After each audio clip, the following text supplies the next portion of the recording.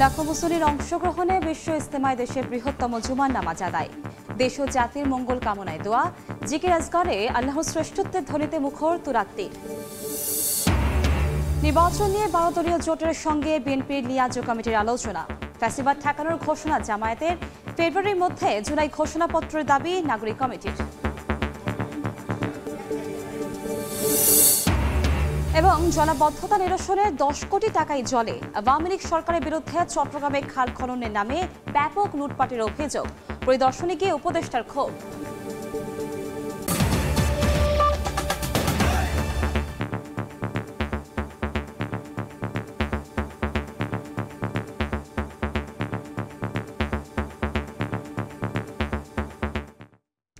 জনপদের সময়ের সঙ্গে আছি আমি কনক আজাদ। আল্লাহর শ্রেষ্ঠত্বের ধ্বনিতে মুখর টঙ্গীর তুরাক্তি।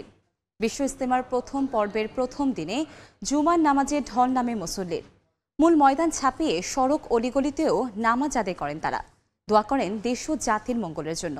খিত্তায় খিত্তায় তালেমি বয়ান আর জিকির আজকারে মশগুল মুসল্লিরা। দোহা খান তামিমের রিপোর্টে বিস্তারিত। শুক্রবার মাগরিবের নামাজের পর স্বল্প আলোর মধ্যেই বয়ানের মুগ্ধতা ছড়িয়ে পড়ে পুরো ইজতেমা ময়দানে। মাওলানা আহমদ লাটির বক্তৃতার মাধ্যমে কার্যক্রম শুরু হয় সন্ধ্যার। এছাড়া খিত্তায় খিত্তায় চলে দ্বীনি আলোচনা। দিনভর কোরআন এবং হাদিস থেকে নানা নসিহতমূলক বক্তব্য শুনে নিজেকে কল্যাণের পথে পরিচালিত করার দীক্ষা নেন ধর্মপ্রাণ মুসল্লিরা। দিনের এ মেহনত আল্লাহর নৈকট্য লাভের আশায়। পাপ মুক্ত করবার লেগে আসি, বয়ান শিখি, নমাজ শিখি, কাদা কারণ জানি। পৃথিবীর আনাচে কানাচে এই দাওয়াতের কাজ পৌঁছাচ্ছে শুধু ইজতেমার কারণে। এই দাওয়াতের কাজ যতদিন থাকবে ততদিন এই দিন ঠিক থাকবে। এর আগে জুমার নামাজে আল্লাহু আকবার ধ্বনিতে মুখরিত হয় টঙ্গীর তুরাক্তির। সিজদা অবনত অবস্থায় বান্দা নিজেকে সঁপে দিয়ে আত্মসমর্পণ করেন মহান রবের কাছে। 160 একরের মূল ময়দান ছাড়াও আশপাশের এলাকা পরিণত হয় জনসমুদ্রে। দেশ ও জাতির মঙ্গল কামনায় হাত তোলেন আল্লাহর দরবারে। 58তম বিশ্ব ইজতেমার জুমার নামাজে অংশ নেন লাখো মানুষ। দেশের সবচেয়ে বড় এ জামাতে অংশ নিতে পেরে নিজেদের সৌভাগ্যবান মনে করেন মুসল্লিরা। আমাদের যে হেদায়েতের ক্ষুধা, এই ক্ষুধাকে যেন আমরা ভক্ষণ করতে পারি। আমাদেরকে সকল গুনাহ থেকে আল্লাহ তাআলা মাফ করে দেন এবং জান্নাতে নেওয়ার জন্য আল্লাহ যেন কবুল করিয়ে নেয়। বিশ্ব ইজতেমাকে জুড়িয়া করি সমস্ত বিশ্বের মুসলমানদের হেদায়েতের ফসলা আল্লাহ তাআলা যেন করিয়া দেয়। ইজতেমার প্রথম পর্বের প্রথম ধাপে অংশ নেন 41 জেলা ও ঢাকার একাংশের মানুষ। লাখো মানুষের গণজামায়াতে ধর্মপ্রাণরা বলছেন, জুমার নামাজের কাতারের মতো বৈষম্যহীন আর ঐক্যের সমাজ প্রতিষ্ঠা করতে কাজ করবেন তারা। 2 ধাপের টানা 6 দিনের বিশ্ব ইজতেমার প্রথম পর্ব শেষ হবে আগামী 5 ফেব্রুয়ারি। তোহা খান তামিম, সময় সংবাদ, টঙ্গী, গাজীপুর। নির্বাচন ও রাজনীতি নিয়ে 12 দলীয় জোটের সঙ্গে বৈঠক করেছে বিএনপির লিয়াজ কমিটি। বিকেলে 4:30টার দিকে রাজধানী গুলশানে বিএনপি চেয়ারপারসনের রাজনৈতিক কার্যালয়ে এই বৈঠক শুরু হয়। নেতৃত্ব দিয়েছেন বিএনপির স্থায়ী কমিটির সদস্য লিয়াজ কমিটির প্রধান নজরুল ইসলাম খান। বৈঠকে উপস্থিত ছিলেন 12 দলীয় জোট প্রধান ও জাতীয় পার্টির একাংশের চেয়ারম্যান মোস্তফা জামান হায়দার। দেশের বর্তমান পরিস্থিতি, ভবিষ্যৎ রাজনীতি ও আগামী নির্বাচন নিয়ে আলোচনা হয় বৈঠকে। এ সময় পরবর্তী করণীয় নিয়ে মতামত দেন অংশগ্রহণকারীরা। পরে একই স্থানে জমিয়তে উলামায়ে ইসলাম ও খেলাফত ইসলামের সঙ্গেও লিয়াজ কমিটির বৈঠক হয়।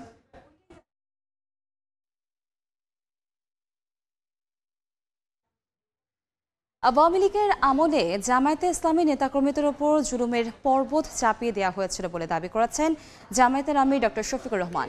সকালে রাজধানী মগবাজারে এক স্মরণ সভায় অংশ নিতে নিয়ে কথা বলেন। এদিকে ফ্যাসিস্ট সরকারের সময়ে গুম, হত্যা ও গণহত্যার বিচার দাবিতে গণমিছিল করেছে ছাত্র শিবির। এখানে বসানো হয়েছে এ ছাত্র জনতার গণহত্যার বিচার নিশ্চিত করার জন্য। আমরা দেখেছি এখনো পর্যন্ত যারা আহত, পঙ্গুত্ব বরণ করেছে, তাদের চিকিৎসা সেবা এখনো নিশ্চিত করা হয় নাই। ছাত্র জনতার কোন ঐক্যের ফাটল ধরানো যাবে না। যারাই আমাদের ঐক্যের ফাটল ধরানো ষড়যন্ত্র করবে তাদেরকে রুখে দিতে হবে।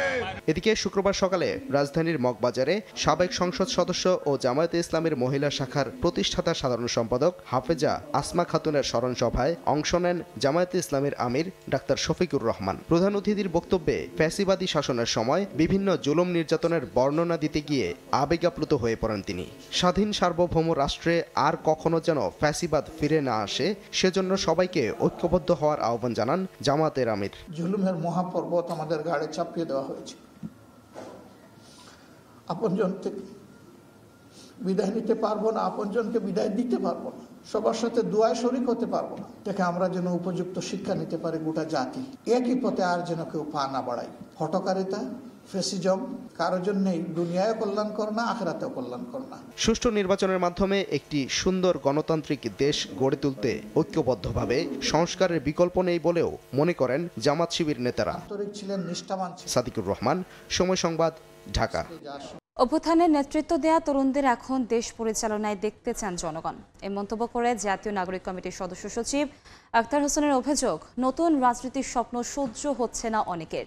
শুক্রবার রাজধানীর শান্তিনগরে জাতীয় নাগরিক কমিটির মত বিনিময় সভায় পল্টন রাইজিংয়ে তিনি আরও বলেন, দিল্লির দাসত্ব করে বাংলাদেশে আর কোনো রাজনীতি করা যাবে না। শুধু বিচারের মুখোমুখি হওয়া ছাড়া আর কোনো রাজনৈতিক অধিকার নেই ফ্যাসিস্ট আওয়ামী লীগের।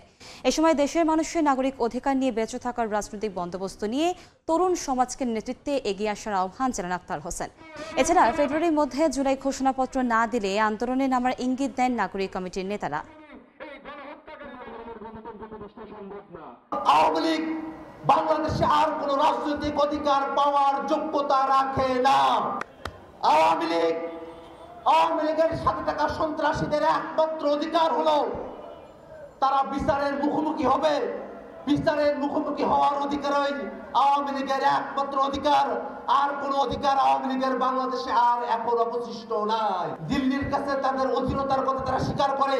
এরকম রাজনীতি যারা করতে চায় তাদেরকে এই তরুণদের পক্ষ থেকে আমরা হুঁশিয়ার করে বলবো, দিল্লির সাথে অধীনতার সম্পর্ক করে বাংলাদেশে আর কোনো রাজনীতি করা যাবে না। চট্টগ্রাম নগরের 21টি খাল খননে 10 কোটি টাকা বরাদ্দ থাকলেও কাজের কাজ কিছুই হয়নি। সুফল মেলেনি জলাবদ্ধতা নিরসনে 8,500 কোটি টাকা খরচ করেও। শুক্রবার 2টি খাল পরিদর্শনে গিয়ে এ নিয়ে ক্ষোভ প্রকাশ করেন শিল্প গৃহায়ণ উপদেষ্টা আদিলুর রহমান খান। এ সময় সিটি মেয়র জানান, এবার প্রধান উপদেষ্টার তদারকিতে সরকারি সংস্থাগুলোর মধ্যে সমন্বয় করা হয়েছে। বন্দরনগরী চট্টগ্রামে বড় সমস্যা জলাবদ্ধতা নিরসনে খাল খনন প্রকল্প হাতে নেয় কর্তৃপক্ষ। যদিও 34টির মধ্যে 21টি এখনও খনন হয়নি। এর আগে নগরীর বিভিন্ন খাল পরিদর্শনে আসেন 3 উপদেষ্টা। এবার ছুটে এলেন শিল্প এবং গৃহায়ণ ও গণপূর্ত উপদেষ্টা আদিলুর রহমান খান। শুক্রবার সকালে চট্টগ্রামের বারোইপাড়া ও সুন্নিয়া মাদ্রাসা খাল পরিদর্শন করেন উপদেষ্টা আদিলুর রহমান খান। জানান, বিগত সরকারের আমলে জলাবদ্ধতা ও খাল খননের নামে অনিয়ম, দুর্নীতি ও লুটপাট হয়েছে। আগামী বর্ষার আগে যেন এটা একদম চলে যাওয়ার মতন অবস্থা হয়, এই বর্ষার পরের বর্ষার আগে সেই জায়গায় আমরা নিয়ে যাওয়ার জন্য কাজ করছি। এ সময় মেয়র জানান, প্রধান উপদেষ্টার তদারকিতে সরকারি সংস্থাগুলোর মধ্যে সমন্বয় তৈরি হয়েছে। আমাদের সাথে সিডিএ, পানি উন্নয়ন বোর্ড, ওয়াসা সহ অন্যান্য সেবা প্রদানকারী সংস্থাগুলো আছে, তাদের সাথে একটা সমন্বয় এর মাধ্যমে আমরা কাজ করছি। চট্টগ্রামের জলাবদ্ধতা নিরসনে 3 সংস্থার সমন্বয়ে 14,000 কোটি টাকা মেগা প্রকল্প হাতে নেওয়া হয়। ইতিমধ্যে 8,500 কোটি টাকা খরচ হলেও দৃশ্যমান হয়নি উন্নয়ন। শফিকুল আলম, সময় সংবাদ, চট্টগ্রাম। খুলনায় রূপসা রেল সেতুর সঙ্গে ধাক্কা লেগে নদীতে ডুবে গেছে MV7 সার্কেল 23 নামে একটি লাইটারেজ জাহাজ। জাহাজটিতে 1175 টন সিমেন্ট তৈরি কাঁচামাল রয়েছে। কোস্টগার্ড জানায়, মোংলা বন্দরের হারবাড়িয়া এলাকা থেকে সিমেন্ট তৈরি কাঁচামাল নিয়ে রূপসায় 7 রিং সিমেন্ট ফ্যাক্টরির দিকে যাচ্ছিল জাহাজটি। পথে গত রাত 2টার দিকে রূপসা রেল সেতুর সঙ্গে ধাক্কা লেগে জাহাজটি ডুবে যায়। জাহাজে আটকা পড়া 13 জন কর্মচারীকে জাহাজ কর্তৃপক্ষের 2টি ট্রলার এসে উদ্ধার করে তীরে ওঠায়। এর মধ্যে ফায়ার সার্ভিস, কোস্টগার্ড ও নৌ পুলিশ সদস্যরা ঘটনাস্থল পরিদর্শন করেছেন। তবে জাহাজটি উদ্ধার কার্যক্রম এখনো শুরু হয়নি। এ ছিল জনপদের সময়।